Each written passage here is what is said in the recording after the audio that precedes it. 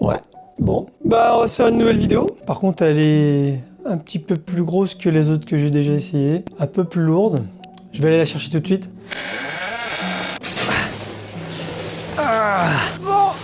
Bon. La boîte qui est assez conséquente. Et donc, comme vous pouvez le voir, il s'agit encore d'un test et d'une présentation, une scie à onglet radiale de chez DeWalt. Et c'est un modèle plutôt conséquent. Allez, c'est parti. Bon, vu le poids du carton et la taille qu'il fait, et que j'ai pas envie de m'amuser à le déplacer toutes les 5 minutes, bon, moi je me mets par terre directement pour vous présenter un peu cette machine. Alors s'il s'agit d'une scie à onglet radiale de la marque DeWalt, et c'est donc le modèle DW780, autant vous dire que c'est une grosse machine, étant donné qu'elle est équipée d'un disque de 305 mm.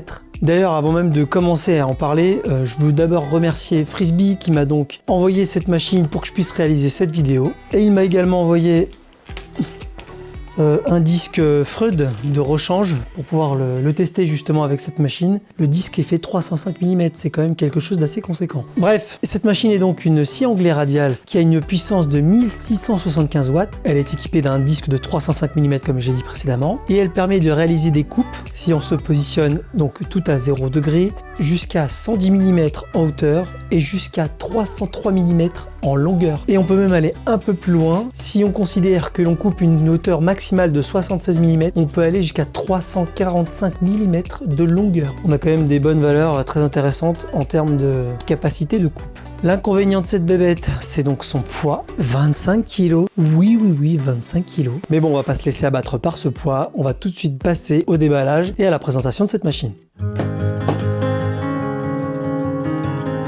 Je m'attendais à quelque chose de gros, mais pas aussi gros. C'est impressionnant. Je vais la mettre à côté de ma scie à onglet radial que j'ai déjà, la DW774, juste pour vous montrer la différence de taille. Je vais la mettre aussi à côté de la petite évolution que j'ai également, et je pense qu'on va rigoler.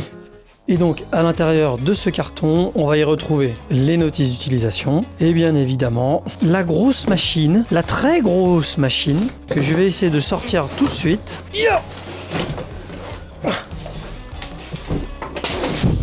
Oh la vache! Ça pèse son poids. Alors dans le colis, j'ai également retrouvé une presse pour maintenir les pièces en place. Donc celle-ci a l'air vraiment solide, hein. Ça a l'air d'être vraiment quelque chose de robuste. Par contre, ce qui est dommage, c'est qu'il n'y ait pas un système de réglage rapide. Et il y a également cette petite chose qui m'a bien fait marrer, un tout petit sac de récupération des poussières. Vu le gabarit de la machine, je suis pas sûr que ça sert vraiment beaucoup. Et surtout que je recommande vivement d'utiliser un aspirateur avec ce type de machine. Donc là, je pense qu'on peut à peu près se rendre compte de la taille de celle-là surtout. Alors, comme vous pouvez le constater, il y a quand même une sacrée différence de taille entre ces trois machines. Donc là, le but de cette vidéo n'étant pas de comparer ces machines puisqu'elles sont d'une catégorie complètement différente. Ici, on a le petit bricolage accessible. Là, le bricoleur expérimenté, semi-pro. Et là, vraiment du professionnel. Donc c'est vraiment trois catégories différentes. Donc je vais tout de suite retirer ces deux machines-là puisque ce qui compte là aujourd'hui, c'est de regarder celle-ci. Toi, tu sors. Toi aussi. Et voilà, donc il ne reste plus que la DW780.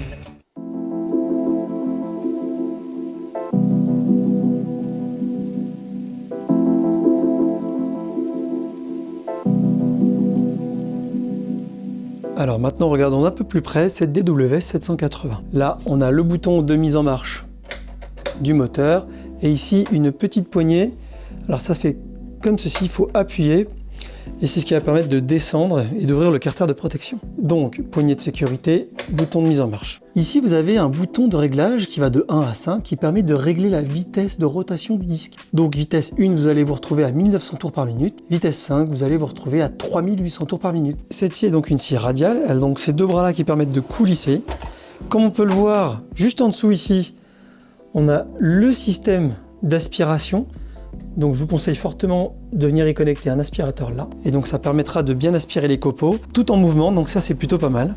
Ici vous avez une vis de blocage pour le système radial. Et ici vous avez également un autre système qui permet de bloquer le déplacement. Donc là, Si je l'enclenche, alors il n'est pas au minimum. Donc là, je suppose qu'il y a une utilité particulière au niveau de la descente. Donc voilà, c'est un autre système de blocage du système radial. Au niveau du plateau, vous avez ces deux plaques qui permettent donc d'améliorer la hauteur d'appui des pièces. Et ces deux plaques sont également mobiles. Donc vous avez une vis de chaque côté qui permet donc de la déplacer et ainsi d'augmenter la surface de contact. Et également au niveau du plateau, donc il y a la possibilité donc de régler les angles de coupe, et pour cela c'est assez simple. Donc vous avez cette poignée ici. Alors dans cette position là, elle est positionnée ici à 60 degrés. Ici c'est gradué de 50 degrés vers la gauche jusqu'à 60 degrés vers la droite. Le 60 degrés est une valeur pré-réglée. Si j'appuie sur ce bouton, je vais pouvoir aller jusqu'à la prochaine valeur pré-réglée ou verrouiller à l'aide de cette poignée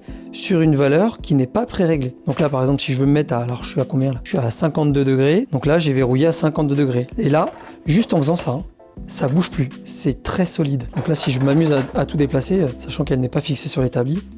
Et là si je continue jusqu'à la prochaine valeur pré-réglée, donc on était à 60, la prochaine pré-réglée est en 45, puis après nous aurons 31,6 degrés, le 22,5, le 15 degrés et le 0 degré. De l'autre côté, la même chose, avec des valeurs pré-réglées. Donc il y aura le 0 degré, le 15 degrés, le 22,5, le 31,6 et le 45. Alors maintenant concernant l'inclinaison de cette machine, donc l'avantage qu'elle a, c'est qu'elle peut s'incliner aussi bien d'un côté que de l'autre. Ça c'est vraiment très intéressant. Et pour ce qui est justement du déblocage, donc vous allez avoir à l'arrière cette grosse poignée qui permet de déverrouiller et de verrouiller l'inclinaison. Vous avez également cette petite poignée qui va servir aussi bien de butée pour arriver à 0 degré, mais également qui va pouvoir servir au déblocage de l'inclinaison vers la droite. Alors je vous montre comment ça fonctionne. Donc ici vous allez déverrouiller la grosse poignée. Une fois que c'est déverrouillé, la machine va pouvoir s'incliner vers la gauche, comme ceci.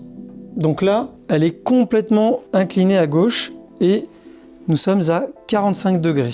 Je vais vous montrer par la suite qu'avec certaines butées, on peut avoir certains pré-réglages pour l'inclinaison. Donc là, je suis incliné vers la gauche. Donc maintenant, si je veux revenir à 0, étant donné que j'ai laissé la petite poignée jaune derrière en place, eh bien, voilà, on sent qu'elle vient buter dessus. Donc, je suis parfaitement à 0 ici. Et là maintenant, ici, sur cette petite poignée, donc si je la déverrouille, donc il suffit de la tourner comme ceci, de la laisser dans cette position-là, et bien maintenant, je vais pouvoir aller vers la droite. Et voilà.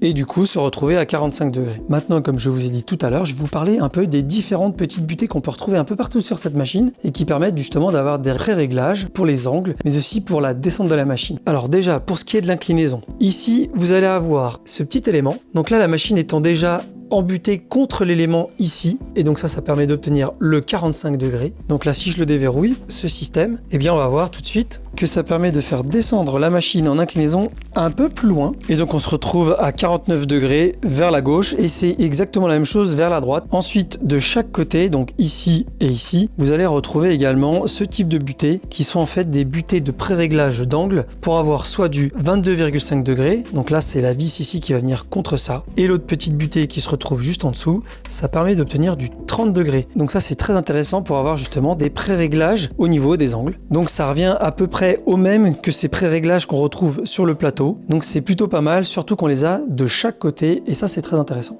Alors dans cette vidéo, je vais pas m'attarder sur tout ce qui est le réglage, puisque étant donné que la machine est parfaitement réglée en usine, j'ai déjà tout vérifié hors caméra et franchement, il n'y a aucun souci. Autrement, il y a également une autre butée qui est en fait celle-ci. Donc cette butée-là, elle va vous permettre de limiter la descente de la machine. C'est-à-dire que là, bon là c'est le réglage d'origine. Si je descends la machine, ça va venir en butée contre. Et donc là, je me retrouve donc à une certaine hauteur. Hein. Donc là, c'est assez intéressant si vous voulez faire des coupes bien particulières. Et ça permet du coup de ne pas descendre jusqu'en bas. Et ça permet d'avoir toujours le même type de réglage en profondeur si vous avez plusieurs pièces à découper. Alors cette machine est également équipée d'un système d'éclairage pour pouvoir voir le trait de coupe. Donc ici, vous avez le bouton de mise en marche. Et donc chez DeWalt, il n'y a pas de laser. C'est un système avec des LED qui justement se trouvent à l'intérieur et qui vont permettre de rétroéclairer, et ce système-là va permettre de directement vous montrer l'épaisseur de la lame sur la pièce que vous allez couper. Donc on va voir ça tout de suite après en pratique, mais vous allez voir, c'est vraiment très intéressant. Au niveau du disque qui est fourni, c'est donc un disque de la marque DeWalt, qui est un disque donc de 305 mm, donc il fait 2,6 mm d'épaisseur et il est équipé de 60 dents. Mais dans le doute, Si la qualité du disque DeWalt n'est pas suffisante, Frisbee m'a également envoyé ce disque Freud. Donc ça c'est vraiment de la super cam. Il est un peu plus épais au niveau des dents, il fait 2,8 mm contre 2,6 pour le DeWalt. Et il y a 72 dents. Donc je vais déjà faire des essais avec le disque d'origine et je verrai ensuite pour installer ce disque là. Et j'en profiterai également au moment où je vais changer de disque pour vous montrer comment on fait pour changer le disque sur cette machine. Alors avant de commencer, bien évidemment, pensez à vous protéger, donc les yeux, les voies respiratoires et également les oreilles avec ce type de machine car ça fait du bruit, ça fait de la poussière et ça peut faire des projections dans les yeux.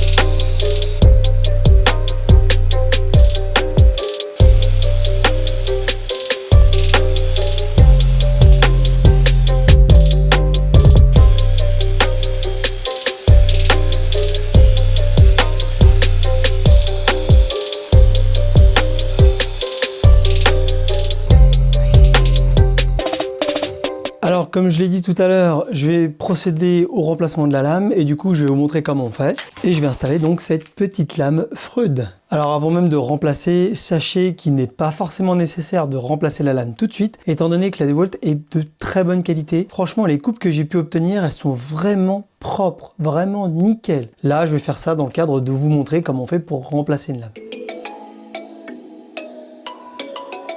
Voilà. Il va falloir bloquer le disque, donc ici vous avez ce bouton et donc il va falloir le bloquer tout en tournant le disque jusqu'à entendre le cran de blocage. Donc n'oublions pas que c'est un serrage à l'anglaise, c'est-à-dire qu'il va falloir pour desserrer tourner dans le sens horaire et pour serrer dans le sens anti-horaire, ce qui est l'inverse de ce qu'on a l'habitude de faire. J'appuie sur le bouton et là, voilà. Là, j'ai desserré mon disque. Ouais, ce que je trouve dommage, c'est qu'il n'y a jamais, dans le cadre du remplacement du disque, un système qui permettrait de bloquer le carter. C'est vraiment dommage. Bon, je vais le faire comme ça. Voilà, et donc, je vais pouvoir retirer ma vis. Voilà, donc toujours faire attention à vos doigts, car c'est très tranchant. Et aussi, attention au carter qui ne vous tombe pas sur les doigts. Donc là, je vais être obligé de retirer ma petite poignée. Et voilà.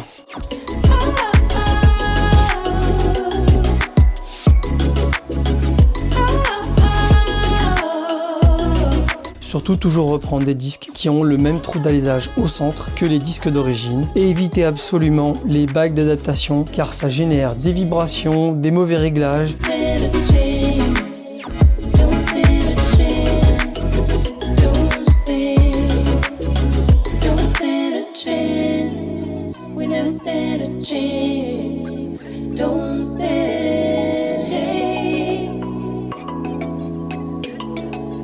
Et surtout, on pense à bien ranger son petit outil là où il était, sur la machine pour pas le perdre.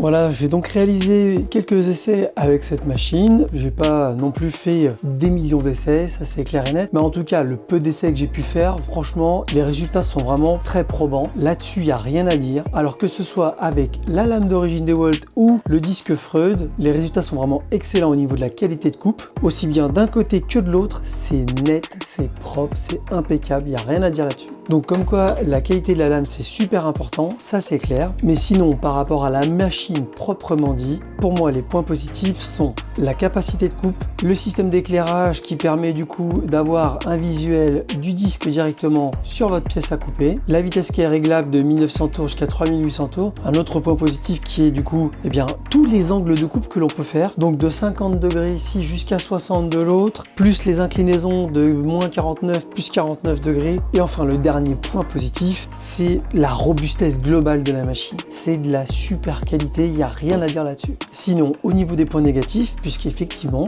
j'ai réussi à trouver quelques points négatifs, pour moi, il y a un problème entre la poignée de verrouillage-déverrouillage des deux prolongateurs d'appui et la presse, la tige de la presse, puisqu'en fait ça vient buter dessus. Ça c'est un peu dommage parce que du coup c'est du coup là par exemple si je veux déverrouiller, je peux pas puisque ça vient buter sur la presse et du coup il faut que je retire la presse et pour pouvoir retirer la presse il faut que je remette la machine droite. Bref, c'est je pense un petit souci au niveau de la conception de chez DeWalt et ça c'est un peu dommage. Et le dernier point négatif, mais bon là on peut pas vraiment trop lui en vouloir étant donné la machine que c'est l'encombrement. Mais on va dire qu'elle est à la taille de ses performances.